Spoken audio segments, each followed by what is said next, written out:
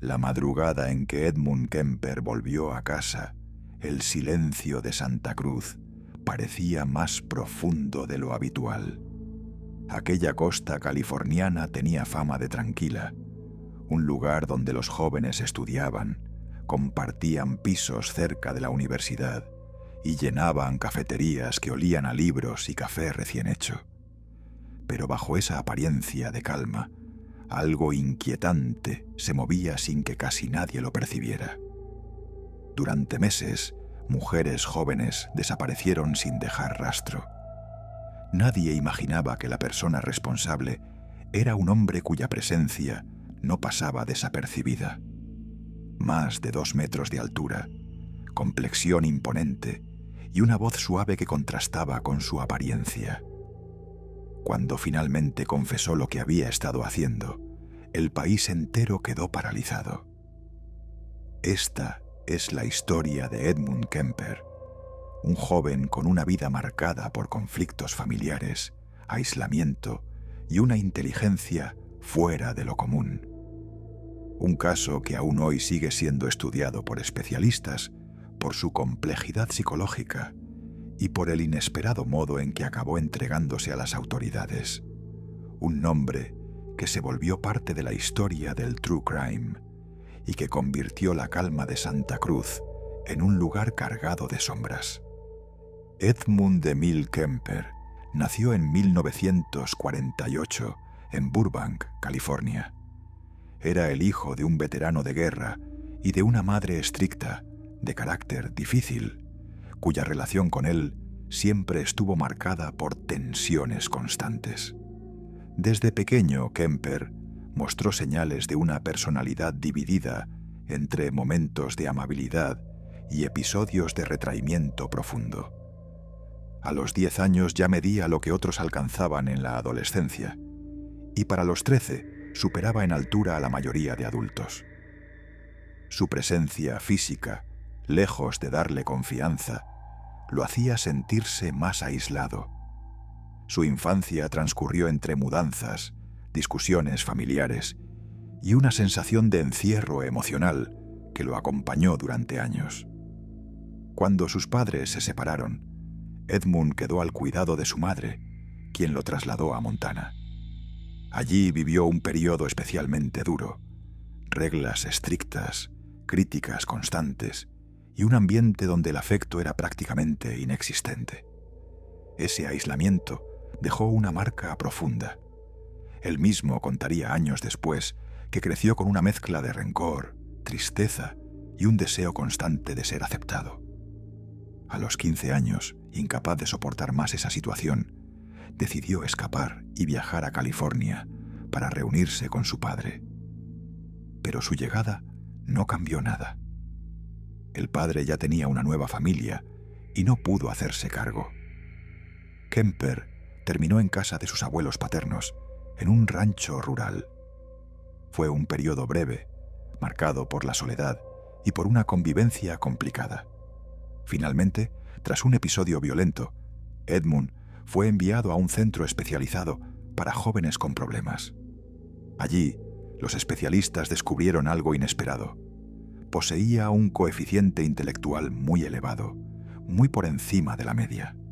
Era inteligente, articulado, educado y por momentos encantador. Los profesionales creyeron que, con supervisión, podía reintegrarse.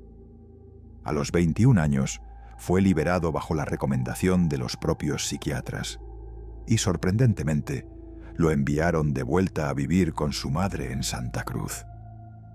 Fue un error que marcaría un antes y un después. Los primeros tiempos allí fueron relativamente tranquilos. Kemper intentó llevar una vida normal. Buscó trabajo, trató de hacer amigos, intentó encajar. Pero la convivencia con su madre volvió a tensarse. Las discusiones eran constantes, los reproches interminables y el ambiente emocionalmente asfixiante. Mientras tanto, el joven de más de 2 metros pasaba largos ratos solo, conduciendo por la costa, observando cómo los estudiantes se movían entre la universidad y las playas cercanas. Fue en esa rutina solitaria donde comenzaron las desapariciones. Varias jóvenes alzaron la mano pidiendo viajes en carretera, confiando en que aquel muchacho de voz tranquila y actitud amable era un conductor seguro. Nadie imaginaba lo que realmente ocurría después de que subieran al vehículo.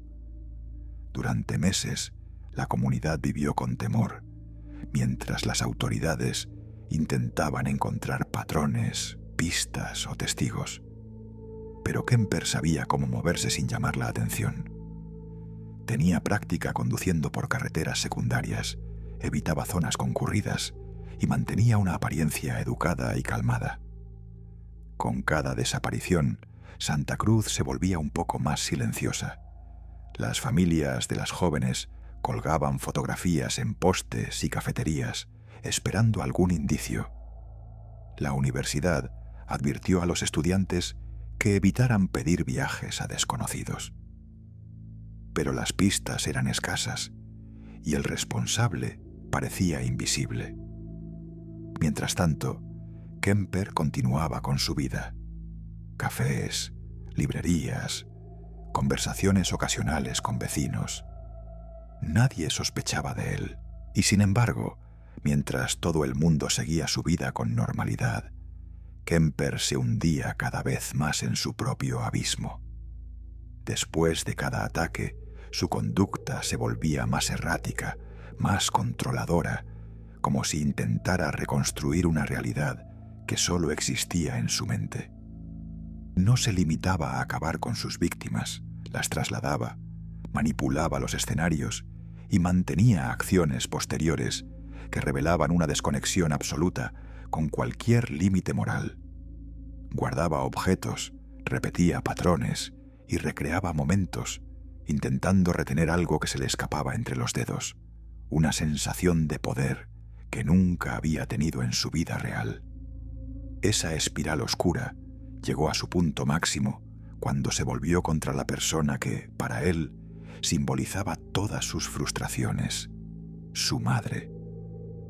La relación entre ambos había estado marcada por reproches, gritos, tensiones y una humillación constante que lo acompañó desde la infancia. Cuando finalmente atacó, no lo hizo solo desde la violencia, sino desde el rencor acumulado. Separó la cabeza del cuerpo y la colocó en un lugar visible, como si quisiera mirarla por primera vez sin miedo.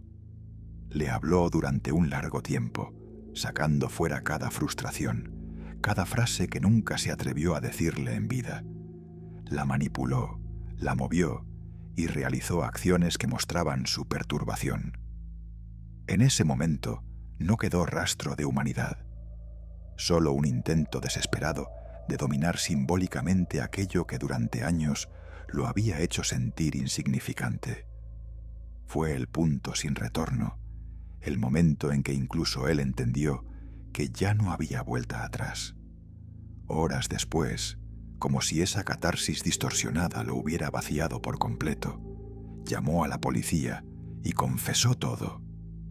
Habló con una claridad inquietante, describiendo cada paso como si se tratara del relato de otra persona.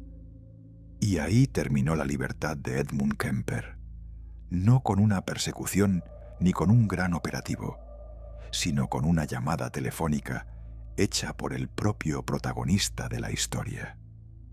Hoy, su nombre sigue siendo uno de los más estudiados en el ámbito del crimen real, no solo por la magnitud de sus actos, sino por la frialdad con la que los explicó, la inteligencia que utilizó para ocultarlos y la compleja relación con su madre, que terminó convirtiéndose en el epicentro de su vida y de su caída.